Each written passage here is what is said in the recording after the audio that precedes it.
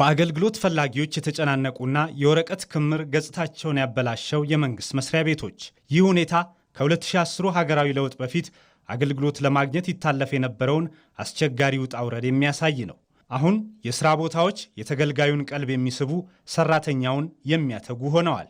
የወረቀት አሰራሮችም ለዲጂታል ቴክኖሎጂ ቦታ እየለቀቁ ነው። መሶብ የአንድ ማዕከል አገልግሎት መንጃ ፈቃድ ለማደስ ነበር የመጣሁት። በጣም በአጭር ሰዓትና በአጭር ጊዜ አገልግሎቱን ጨርሼ እየወጣሁ ነው የምገኘው። አመሰግናለሁ። በዚሁ ይቀጥል። እዚህ የመጣበት ጉዳይ ንግድ ፈቃድን ለማሳደስ ነው። እንግዲህ ዛሬ ለመጀመሪያ ጊዜያችን ወደዚህ የመጣ ነው። የአገልግሎት ሂደት በጣም ያንገላታ ብዙ ነገሮች ነበሩና አሁን ዛሬ እዚህ ስንመጣ ወዲያው አልቆየንም። ቢያንስ ያው 10 ደቂቃም አልቆየንም። ወዲያው ጨርሶ የሚሰጡን በጣም ተደስቻለሁ በዚህ መስተንግዶ። ሀገራዊ ለውጡ እውን በሆነ ማግስት ህዝብን ሲያማርሩ የነበሩ የተንዛዙ አገልግሎቶችን በዲጂታል አሰራሮች መቀየር የመደመር መንግስት ቅድሚያ ከሰጣቸው ጉዳዮች አንዱ ሆነ። ዲጂታል ኢትዮጵያ 2025 ስትራቴጂን በመንደፍም የወረቀት አሰራሮች በዘመኑ የዲጂታል ቴክኖሎጂ እንዲተኩ፣ የተበታተኑ አገልግሎቶችም ሰብሰብ እንዲሉ ተደረገ። ያረጁና የፈጁ ሂደቶችን ይከተሉ የነበሩ አሰራሮችን በመቀየር አስደናቂ ለውጥ የተገኘበት መሶብ የአንድ ማዕከል አገልግሎትም ተወለደ። ዛሬ መሶብ ተወልዷል። መሶብ የአንድ ማዕከል አገልግሎት መስጫ ቦታ ነው።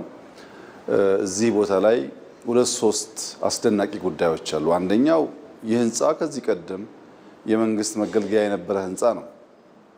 እኔም አውቀዋለሁ፣ ብዙ ሰዎች ያውቁታል። ይህን የመሰለ ውበት ይዞ አያውቅም።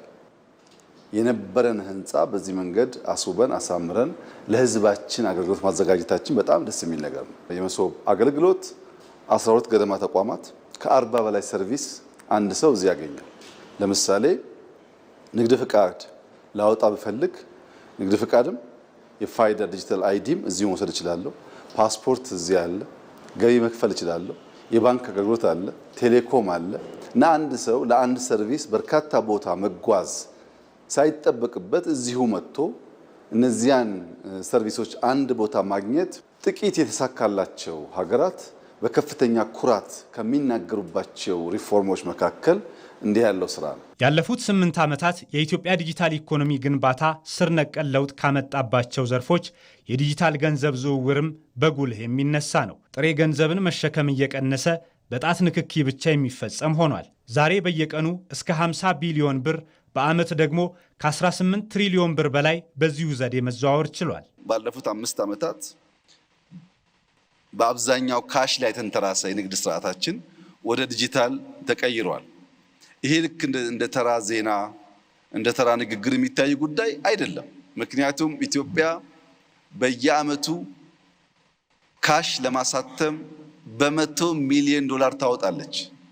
ምክንያቱም የኛ ካሽ ከታተመ በኋላ የአያያዝ ስርዓታችን ችግር ስላለበት እንደምታውቁት ቶሎ ያ ገንዘብ አውት ኦፍ ኦርደር ይሆናል። አዳዲስ ብሮች ካልታተሙ በስተቀረ በነበረን ካሽ መገበያየት አንችልም።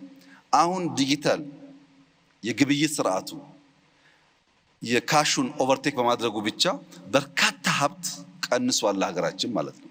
ዲጂታላይዜሽን አማራጭ ሳይሆን ዘመኑ የሚጠይቀው ወሳኝ የመወዳደሪያ መሳሪያ ነው።